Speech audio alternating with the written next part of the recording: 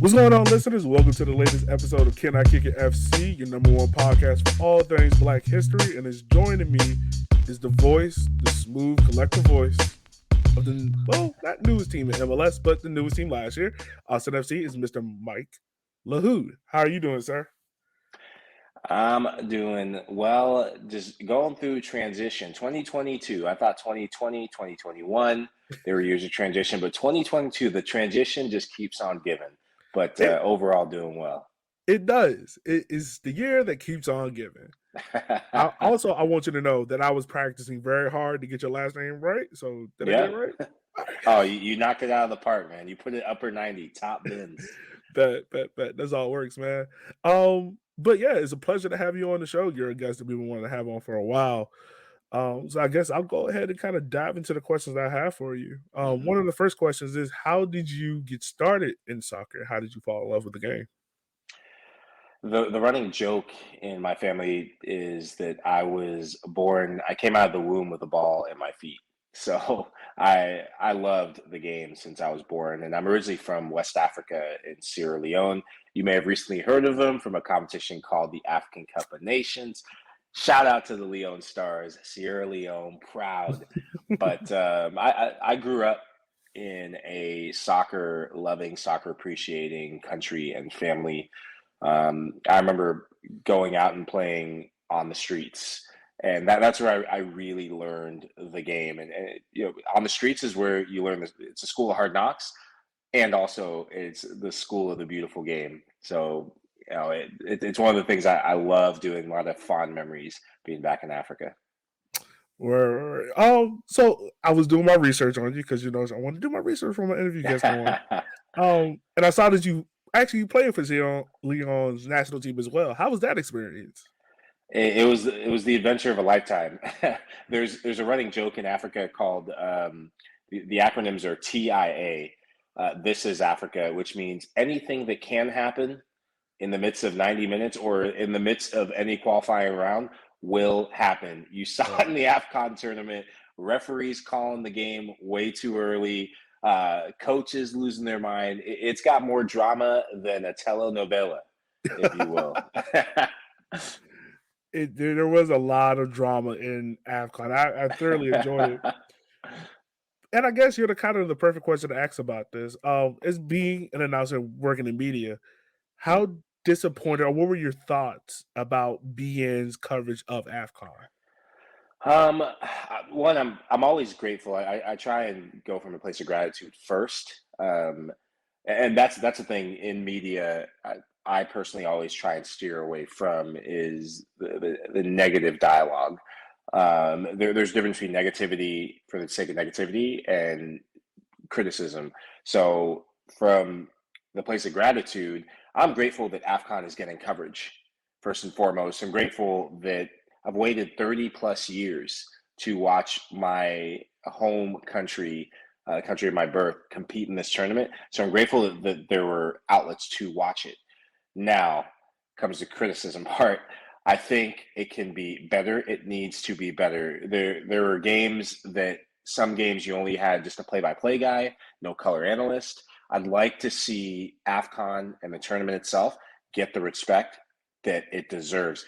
Some of the biggest players in the world, arguably the best player in the world right now, plays for Liverpool. Lewandowski plays for Bayern. Karim Benzema is doing his thing in Madrid. But Mohamed Salah is one of the best players in the world. This is the big stage. If this was the CONCACAF Gold Cup, we'd be having all access coverage. But it's disappointing to see, even at this stage, that AFCON isn't still getting the love and respect that it deserves. But I hope that changes in the next tournament, as early as the next tournament, that is. Yeah, that's something I did see a lot of how the coverage of this tournament compared it to like a Gold Cup or to Euros. It just seemed hmm as if like BN was like, all right, we're just gonna put the games on and give you a commercial break here throughout. But it did, I feel you. Like the build up to some of the games were just kind of lacking, and there were a lot of wonderful games at AFCON this year. Yeah. So what I did to kind of supersede some of the coverages I was disappointed in, I went and I just streamed games from across the pond, and I'm not going to say how I got access to BT Sports. I'm not going to out my guy, but There you go. There you go. There you go. but I loved what the UK, even outlets in Africa. There's a Algerian journalist, Mahir Menzani. If you've never followed him before, you need to follow him. He's a great follower. He's naturally gifted in just soccer media. But it was powerful to see his outlets in Algeria, across North Africa, the BBC in the UK, throughout Europe, sending him to AFCON to see people from the BBC, to see BT Sports, to see Super Sport, who they typically give a lot of coverage, but they did it big. And I mean, this is you have the Euros, you have Copa America, and AFCON is the third biggest tournament in the world, ahead of the CONCACAF Gold Cup, in my opinion. Yeah, no, that's a very fair point. I mean, like we said, we're everywhere. So AFCON is probably going to be the biggest tournament out there, possibly. Because I know here in Richmond, when Senegal won, like half of Richmond was outside partying on Broad Street. I'm telling you. So you've seen all the videos from Senegal, Harlem. Oh, yeah. I mean, you saw Senegalese people doing the Harlem Shake. Like what? it was popping off, and obviously in Dakar. Oh, I've been to Dakar a couple of times. I can tell you, the times I've been to Dakar, was definitely sleeping when I was there. It seemed like everyone came from every corner of Senegal to celebrate that historic victory. I can believe it. That is a historic victory for Senegal, definitely. So transitioning a little bit to your your career in soccer media and stuff like that. How did you get started after your playing career? Because that's kind of interesting. Oof, it was definitely a journey. So the most difficult thing that I remember, and mind you, it was 2020 when I retired, but the most difficult thing that I wrestled with was identity crisis. Every soccer player, every person that goes through retirement of any kind, especially in sports, goes through some sort of identity crisis, because for my entire life, soccer and playing soccer, that was what I did, but it was also who I was. It was a big part of who I was. No one tells you that when you retire that you have to book your own flights, and I did it for my own travel, but it was just such a harsh reality of welcome to the real world. I have such great appreciation for all the team admins that I've ever worked with that get you, that think ahead and just take away so many of the coaches would call them distractions, but day-to-day issues, responsibilities that you have to think of so you can focus on just playing the game. Yeah. Now, 2020 hit, a lot of things were changing, most notably, a pandemic was just crippling the world. And I was on the cusp of making this decision of what are my other interests outside of soccer? And I remember that winter before in 2019, I was spending my off season in Southern California. And I remember waking up, every off season I'd wake up, and I used to pride myself on getting up and working harder than everyone else in the league. And now, if I actually did, I don't know, but in my mind, that was my motivation. I'm going to put in the work now so I could see the fruits of my labor throughout the season. If I showed up to preseason trying to play catch up, it was too late. Mm-hmm. So I woke up, and that fire that was in my belly, I felt it going out. And my alarm went off 7 a.m. Pacific time.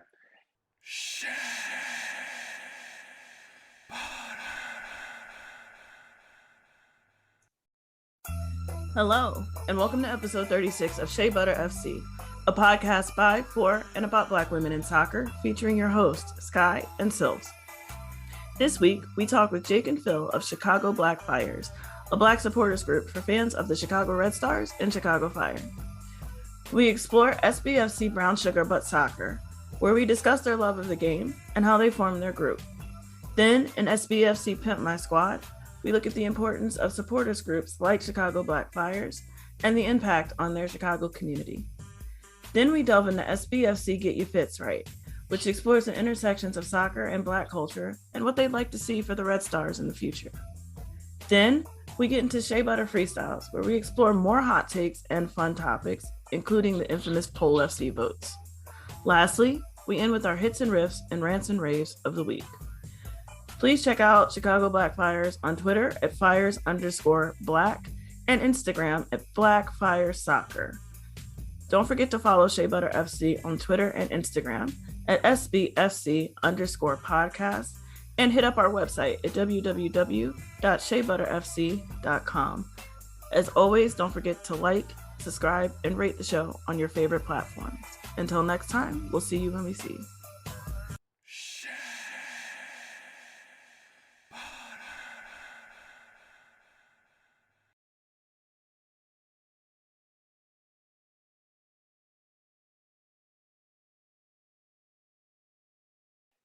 And instead of getting up, putting on my shoes, the thought of getting up to go train, and I remember it very well. It started 2 years ago in 2020, really in 2019, where I was in Los Angeles, and every offseason I would spend my off seasons in Southern California. And I prided myself when I played on the work I put in when no one was looking. And really, it was the off-season workouts that I knew that if I put the work in during the offseason, no one was going to beat me. Whether that actually happened, that was another thing on the field, but the mentality shift started for preparing for a season every offseason. I remember in December, it was January actually of 2020, I woke up and the alarm went off. And rather than getting my shoes like I typically do to go out and train, I turned the alarm off and went right back to bed. And that's when I knew something in me went away. And I couldn't put words to it, but the fire had gone out. And the irony of it is that at the time I turned on the news, I was scared because I didn't know what to do. It never happened to me. And I went and turned on the news, and it was a replay of Kobe Bryant, the late Kobe Bryant, giving an interview about why he retired and the things he learned at the time. And Kobe said two things made him retire. One, it wasn't just that his body couldn't take it anymore, injuries, he couldn't move the same way. But the biggest thing was he woke up one morning, and very similarly, that drive that had pushed him for decades to be one of the greatest of all time wasn't there. And he wanted to go do something else. His passion had changed. I didn't know it then, but the same thing had happened to me. My passion started changing. And a lot of life things started happening. I met my soon-to-be wife at the time. I was very aware of that. And so I moved back to San Antonio, decided to settle in San Antonio in Central Texas.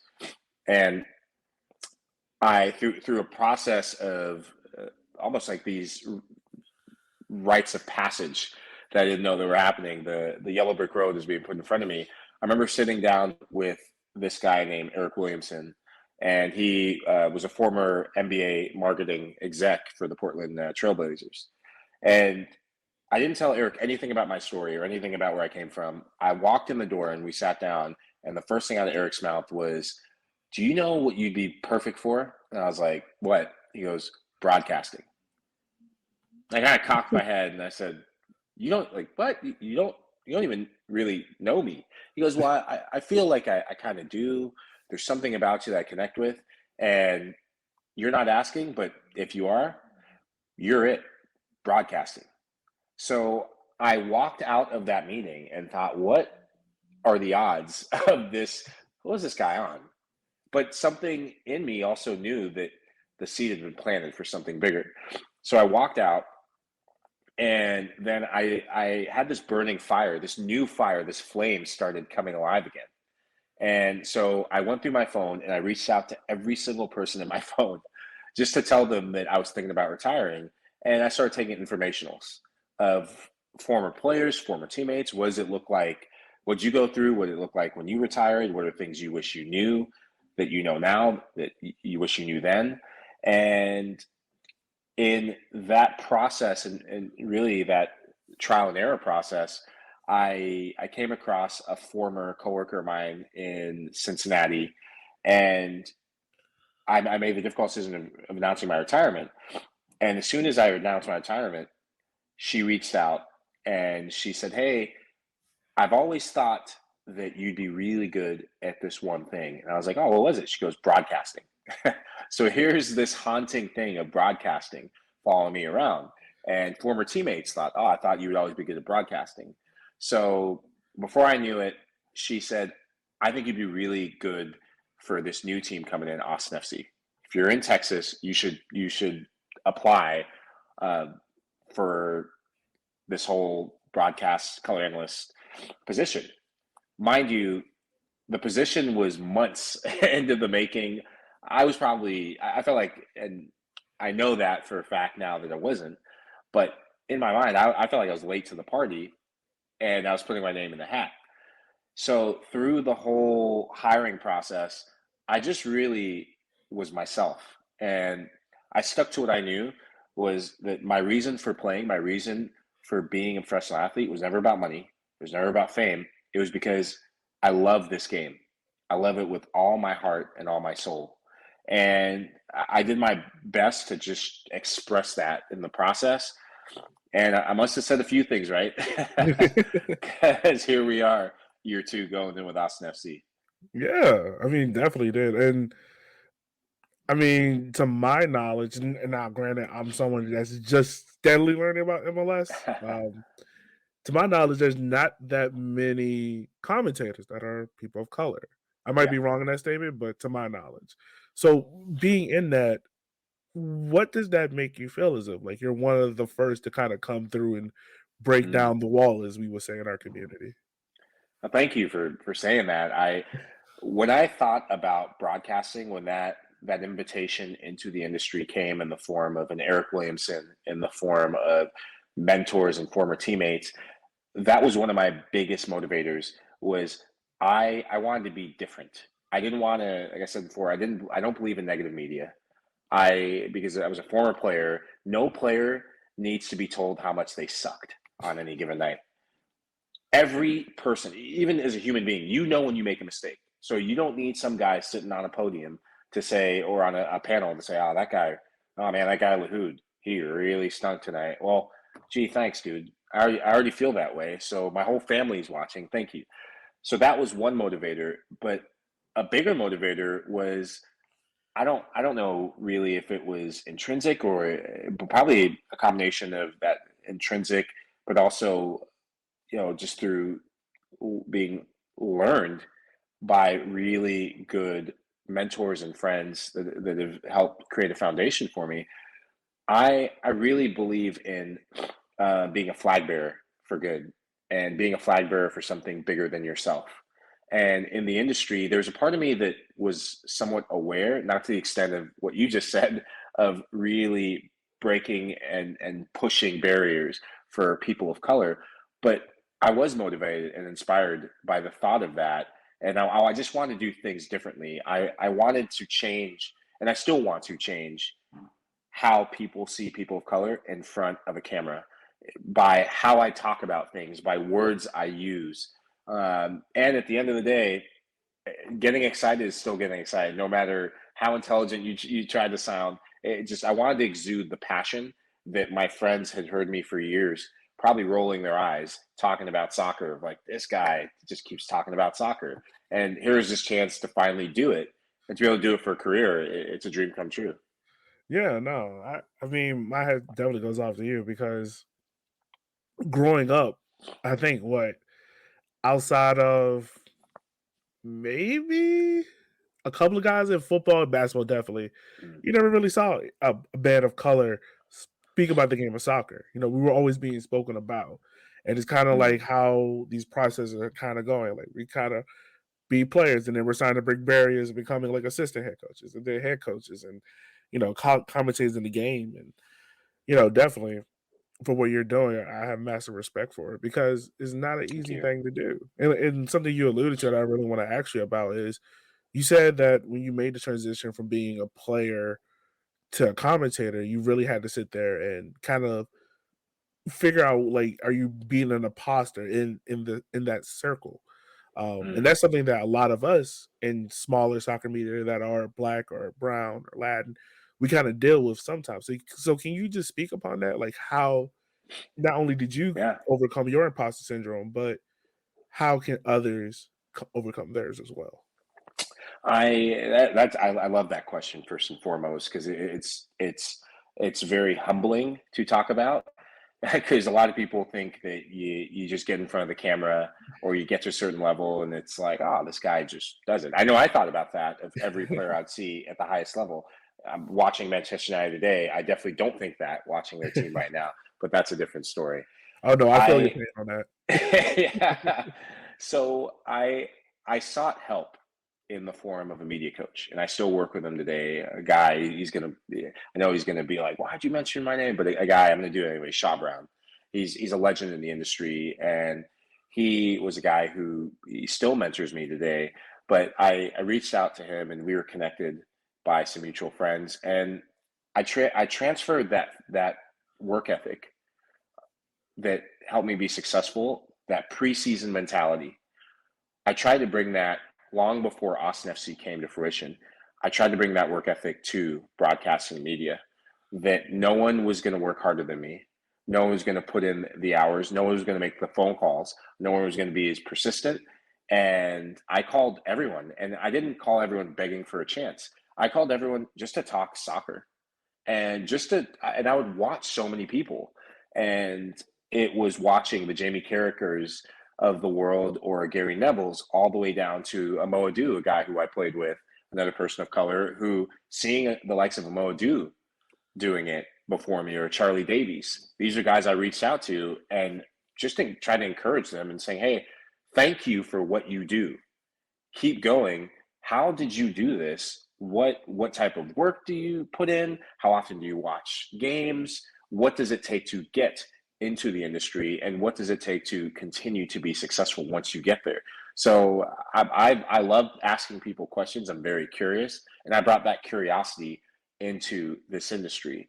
Now, that imposter syndrome, it's something that I still am learning how to shed. It's something I battled when I played, especially when you start achieving things and you start achieving them quickly. Gosh, I retired 2 years ago, and I never would have thought when I retired that I'd be working for a club like Austin FC. And it was the job I wanted after retiring, and I worked hard and I got it. A big thing that's helped me and continues to help me with imposter syndrome is communicating out loud of when I feel imposter syndrome. I feel like an imposter, communicating to my fiance, my closest friends, my confidants, my media coach, people who are in my corner. Number one, I highly recommend communicate how you feel. It is part of your wellness wheel. It is part of your mental health first, and two, it's another coach that I work with said this to me, that not every game has to be a 10 out of 10. Just like when I played, I got to a point when you're a veteran, you know that you're not going to be a 10 out of 10 every game of the year. But consistency, can you be consistent, and can you be happy with the performance that you have on any given day and know that it's part of a larger process? And that experience and that acceptance of not every broadcast is going to be a 10 out of 10. There's going to be broadcasts that aren't my best, but how do I respond to the next one? How do I learn? How do I grow from it? And shedding that level of expectation of, because I'm a person of color, and I didn't know that's what really, there's that unspoken thing behind that. Because I'm a person of color, I can't mess up. I don't have as much leeway. I don't have as much rope. And it was shedding that and continuing to shed that of, oh, wow, what an amazing opportunity I have to break barriers. I wonder how much better I can get, even if this isn't my best broadcast. And that was a shift in perspective, and it continues to be a shift in perspective. Yeah, that's a very strong point, because that's something that we live through every day, of feeling as if, and obviously you see it in Texas with the Houston Texans, things like that, of Mm, how much rope do I have? I mm, have to look. For instance, we'll talk about the Houston Texans. The head coach down there, took a team that was going through everything, and ended the season pretty well, and got let go because of it. But you yeah. see other coaches like those in New York, or uh, Jacksonville, where they're kind of debating whether or not, like, should we let him go? Should we keep him? But even working through that, and I assume that you put in tons and tons of work. It's always that feeling in the back of your head. So it's good to hear how you overcome and combat those feelings. Yeah, just to touch on what's happening throughout sports, it's not just the NFL, but sports is going through a major overhaul in ways that it had never gone through before. And I think, what happened with George Floyd, as we talk about Black History Month, it's not just the MLKs, it's not just the Malcolm X, it's the people who've lost their lives along the way and sacrificed and become martyrs of sorts for something good. And the George Floyd's lives are not in vain unless we have to be the ones, if you will, who pick up the torch and carry on the message of, hey, change needs to continue to happen. In media in particular, you talk about not knowing, not being able to relate to someone who doesn't look like you. One of my media heroes, I've never talked about this on camera. One of my media heroes isn't a soccer broadcaster. Mhm. It's a person of color. It's Doug Glanville. Oh, okay. So Doug Glanville is a former baseball player. If he's not already, he will be a Hall of Famer. And Doug Glanville is a writer. He's an adjunct professor. He's a color analyst for ESPN, and he's a philanthropist. He does it all. What he does transcends the microphone. It transcends baseball. It transcends the color of his skin.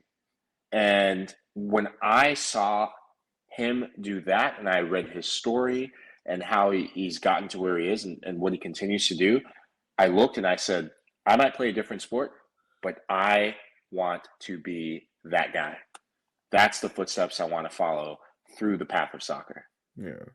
No, that's amazing, man. That's amazing to hear. Yeah. Yeah. You might not think you're an inspiration to people, but you definitely are the way how you do stuff, man. No, it's good to Thank hear. you. So I want to ask you, how did you go about applying for the Austin FC job, and what's the kind of preparation that goes into it? What's kind of like the mental grind of it? Oof. So applying for the job, when you talk about being in either lower league media or lower level media in terms of the soccer tier, and Yeah. the greatest equalizer for that has been the pandemic. Everyone now has a voice in a way that they didn't before. And Yeah. I didn't know this as a player because I was still playing, but the media world I've walked into, we talked about this offline, to be seeing things about Black culture in American soccer. I was like, yo, yes, these are things as players we talked about. And to see that there's this growing movement that's been there, and now the voices are being heard and there's platforms being opened up, the time is now. And when COVID first started, a buddy of mine said this: crisis breeds creativity, crisis breeds innovation, and crisis breeds opportunity. The people who have invested in those things and believe in those things, yes, the pandemic has been tragic, and I could not ever imagine something like this. I don't think any of us could. But there has been good in terms of media and opportunity that have come about. I'm a living testament to that. Mm-hmm. And through that process for Austin FC, I put my hat in the rink when I don't know if many people gave me a chance or even thought about that. I just retired and I put my name in the hat. But I believe in the beautiful game. I'm a soccer enthusiast. I'm a soccer romantic. I love this game, and I'm very passionate about growing this game, not just in the United States, but here in Texas and in the communities I'm a part of. I've gotten to be a part of a lot of amazing communities, but there's a reason why I decided to settle here in Texas. And to have a club like Austin FC say things like the words flag bearer, those are words that resonate with me as a human being, that I believe that we are all flag bearers for something bigger than ourselves. And I'm talking about retirement. I said during the retirement process, during the hiring process, we just had really genuine human conversations. We really didn't talk about, okay, if this play comes up, what's your thoughts? How would you call it? That didn't go into anything. It was, what do you stand for? Those were the questions, and that's what set Austin FC apart in the hiring process, and continues to set the club apart. Yes, Q2 Stadium is awesome, but when they say Verde and Listos, that it's the first club I've come across where Verde is more than just a vibe. It's a language. It's an unspoken. It is a spoken language, but it's a code. I should say unspoken code that when you see someone with the crest, if you know, sort of thing. And in terms of the job itself, oh man, there's three phases when you are in a career or doing something new. It's role taking, which you're just starting out. So you're learning as you go. There's bumps in the road. Sometimes you have good days. Sometimes you have average days. There's role creating, where you're starting to learn to put your own little twist on things, but you're still learning as you go. And there's role doing, where you are Stuart Scott. You are the METHOD man.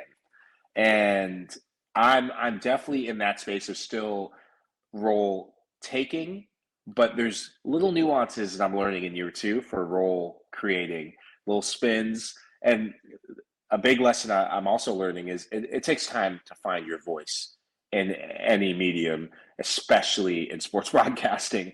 Everyone wants to sound unique. Everyone wants to be different. But at the end of the day, that you are the only you that exists on this planet.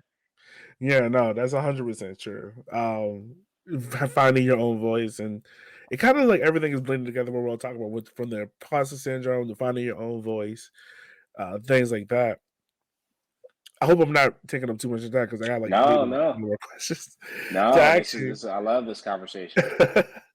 I want to ask you this question about Austin FC. What were some memorable moments that stood out to you this year? Obviously, this was the club's first ever year in existence. What are some memorable moments that stuck out to you?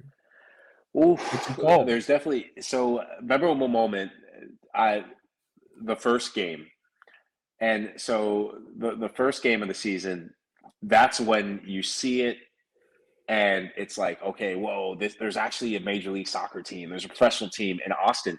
So Austin FC is the first ever professional team, the first ever Major League team, I should say, in the city of Austin. Wow. Mind you, Austin is a behemoth. It is the city on the rise. I won't say city on the hill, because that's kind of like a noses up sort of thing, and that's not what Austin's about. It is a city on the rise.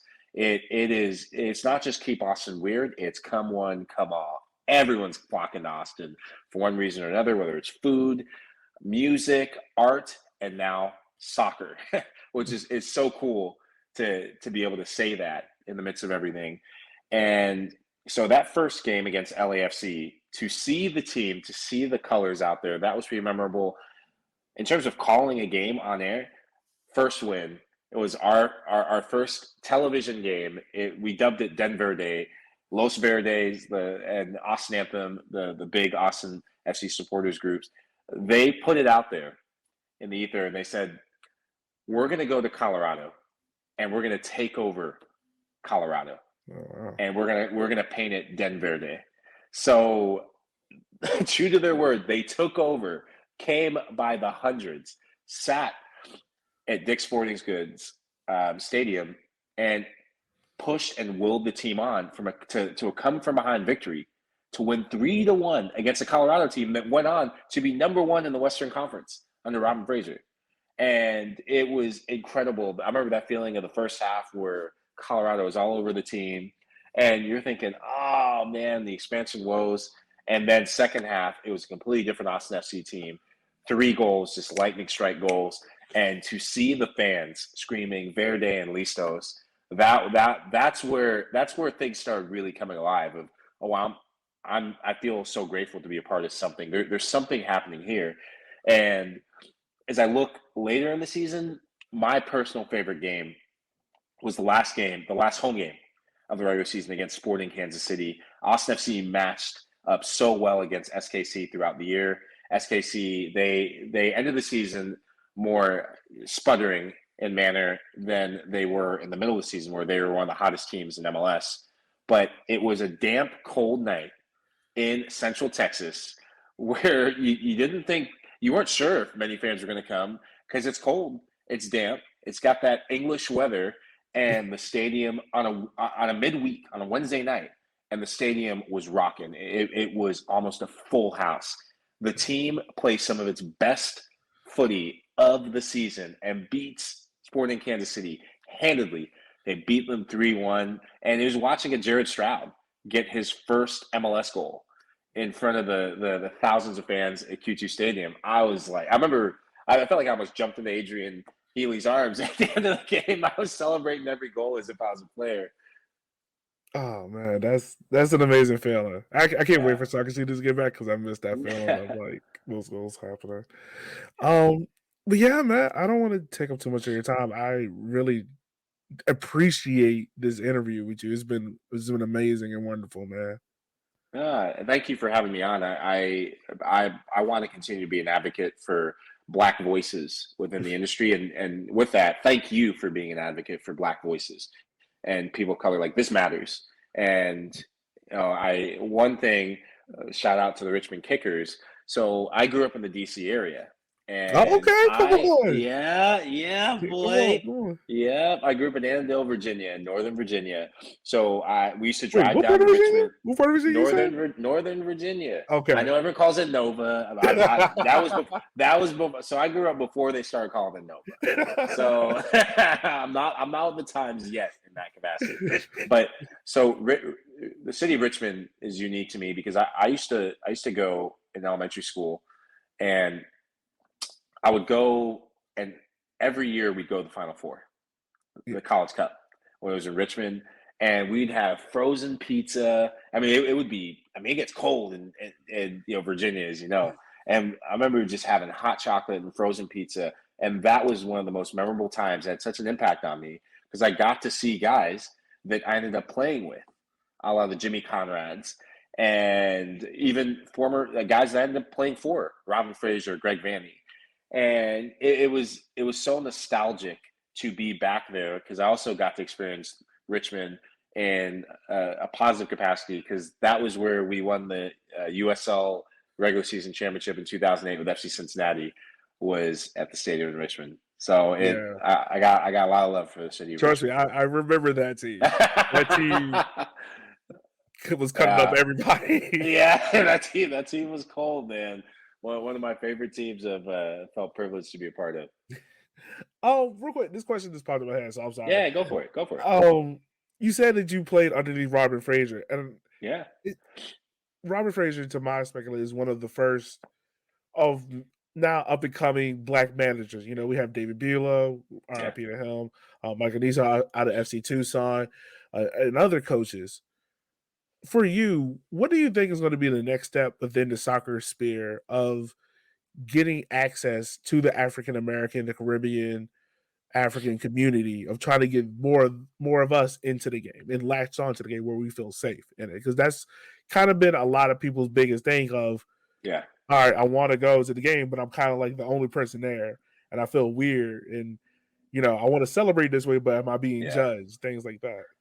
Yeah, it's I think the cornerstone of all of this is seeing people that look like you, that you can relate to in values, but there's also people that, I think, first and foremost, that look like you, that you connect with on air or as a coach, that will be the motivator for a young man or woman to sit and say, you know what, rather than playing some of the other sports, I kind of want to go into soccer. And to see Robin Fraser succeed, that will have an impact on the U.S. soccer landscape. To see a Black coach come in and take a team, a young Colorado Rapids team that wasn't full of stars, and just get a group that was willing to play for him and fight on both sides of the ball. They weren't the prettiest team. They were pragmatic, but they could beat anyone on any given day, home or away. They had one of the best away records, and they made their home stadium a fortress. That's incredible. And I think, had Bruce Arena and New England Revolution not set the points record for Major League Soccer this year, I would have given the Coach of the Year to Robin Fraser, because what he did with Colorado was, no matter the color of his skin, was an incredible job. Now, Robin's had a journey of his own. So Robin, he has Jamaican heritage. And so two things that come to mind, and how do we get more people from the islands plugged into the game, whether on the field or off, is your national team success has a big say in that. So to see some of the island countries succeed in the Gold Cups, there's an influx of Jamaican players that came about in Major League Soccer, and especially in USL, once Jamaica started competing, going to Gold Cup finals, going to World Cups, which has been it's been a long time. Don't and they're due. They're due. As a Jamaican myself, it's painful. Yeah, and so that those things have to come together, but off the field, and that's on the field on the competitive side, but off the field, it's getting more people of Jamaican heritage in front of a microphone or in front of a camera, because they can only speak to what it's like to be Jamaican, or they can only speak to what it's like to be from the islands, just like I can speak to what it's like to be a person of color in a way that someone else may not be able to speak. And it really just, like you said it very well at the start, those things, they plant the seeds for breaking down barriers. And most importantly in all of that is the time is now. If there's a dream that you've ever had, the time is now to pursue it. And I'm not going to say, well, I did, look at me, but I wish I could sit here and tell you it's because I can call a certain play, because I can predict it like Romo. I can't yet.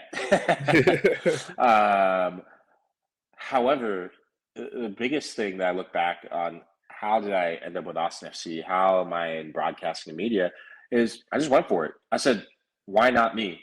And the more and more people of color that we, through soccer, through the world's game, we can use the game to say, hey, you can be anything you want to be, whether that's on the field or off the field. Go for it. Like, that matters. Yeah, it does. It does, man. Yeah, man, that's it. I think that's a perfect point to end the podcast on, man. Yeah. Oh, hey, I'm mic drop. Very much so, man. As always, like I was saying earlier, man, I just want to say thank you for taking the time out of your day for hopping on our podcast. Where can everyone reach you out at on the social medias? Yeah, if you want to hear me blathering about more, you can catch me on social media at Mike Lahoud. That's MikeLahoud on Twitter, and at Mike Lahoud for Instagram. And I think that's what I'm not on TikTok yet, but I can be if you want to see me dance and do some. Maybe we need to see that before the game starts, like the pregame. Yeah. Well, this is something that I'll tease for you. I love things like this. I love just what's happening. I think soccer content and sports content has the sky is the limit for what's possible and platforms. I want to continue to be available and accessible for things like this, and whether it's Black History Month or Juneteenth, I really pride myself on using my platform and the opportunities given my way to talk about these things that truly matter. Yeah, man. Well, man, we thank you so much, and we salute, and I'm proud of everything you're doing in the community.